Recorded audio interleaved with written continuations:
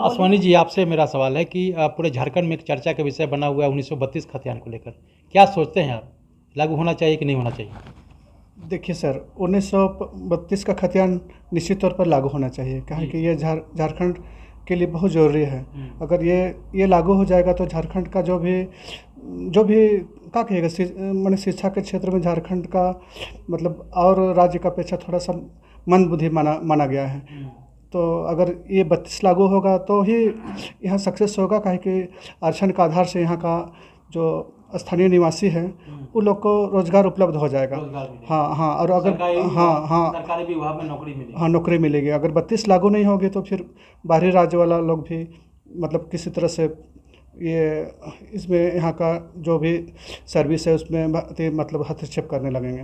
नमस्कार, मैं हूं संजीव कुमार और आप देख रहे हैं वेब समाचार। पूरे झारखंड में पंचायत चुनाव को लेकर सरगर्मी तेज हो चुकी है। जितने भी मुखिया हैं उनके द्वारा जो भी डेवलपमेंट यानी विकास का काम किया गया है उन उपलब्धियों को गिनाने में लगे हुए। बहरहाल आपको बता दें कि हमारी टीम जो है पूरे झारखंड में दौरा पे है पंचायत चुनाव को कवरेज को लेकर।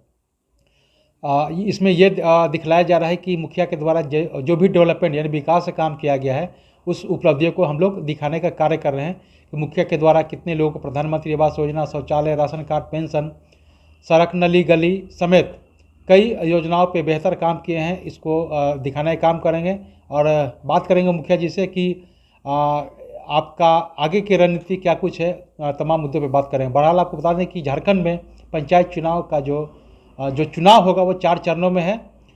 14 मई, 19 मई, 24 मई और अंत में 27 मई को चुनाव होगा। और इस दौरान जितने भी मुखिया हैं उनका अग्नि परीक्षा है और देखना यह है कि जनता क्या कुछ तय करती है, क्योंकि जनता ने इनको मौका दिया था और इस दौरान इनके द्वारा क्या कुछ बेहतर काम किया गया है। तमाम मुद्दों पे इनसे बात करते हैं।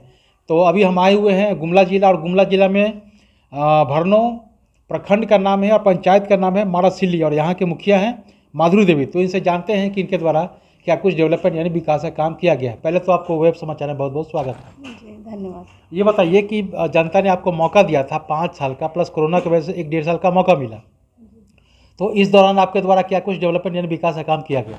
विकास का काम पंचायत में बहुत सारा किया गया, जैसे कि हो गया प्रधानमंत्री आवास, शौचालय और अम्बेडकर आवास, और बहुत सारे छोटा छोटा योजना, कुआं, तालाब, चापाकल, जल मीनार, ये सब मतलब जितना भी मतलब ग्रामीण का जो आवश्यकता था, मांग था, उस सब को हम लोग पूरा करने का कोशिश किए।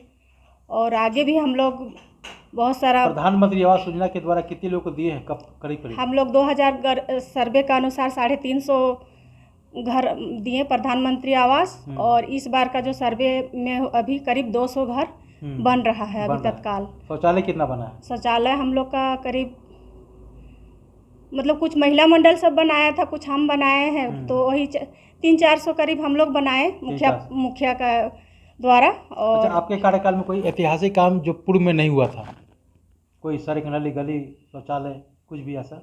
ऐतिहासिक काम में तो हम लोग का अभी नया में कुछ नहीं हुआ है।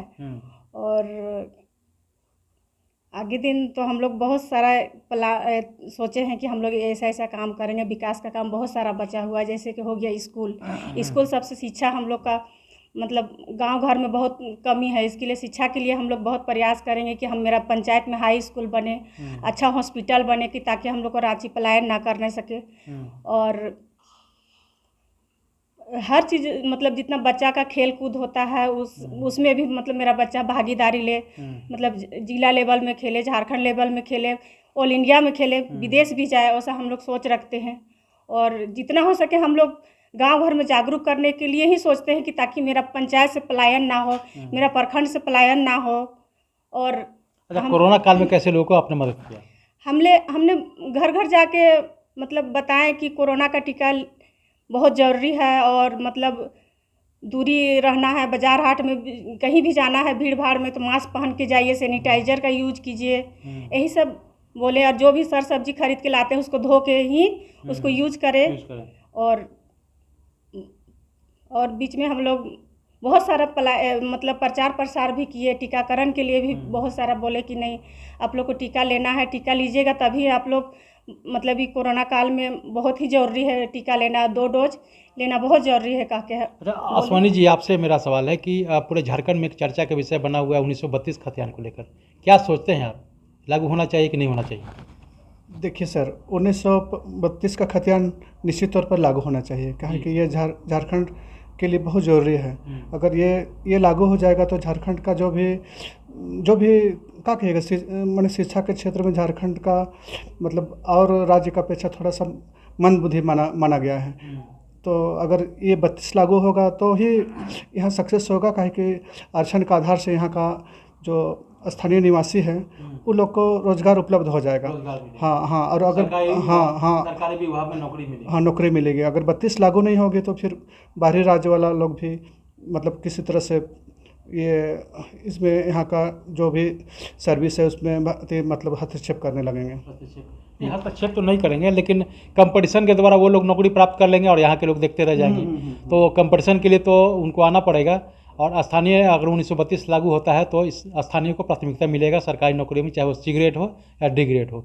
अच्छा मैडम, आपसे सवाल है कि अंतिम सवाल आपसे करेंगे क्योंकि आपके पास समय नहीं है और आपको ब्लॉग भी जाना है, तो ये आगे आप क्या सोचते हैं कि अगर जनता मौका देती है तो क्या कुछ डेवलपमेंट यानी विकास का काम करेंगे?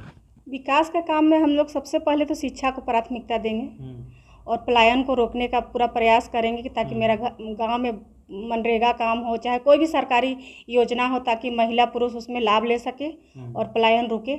उसके लिए हम लोग बहुत प्राथमिकता देंगे और जितना भी गरीब परिवार है उसे सही योजना देने का हम लोग काम करेंगे, सही आदमी पर तक मतलब सही योजना पहुंच सके। अच्छा, महिला अगर रोजगार करना चाहती है, उनके पास पैसे नहीं, तो कैसे मदद करते थे आप?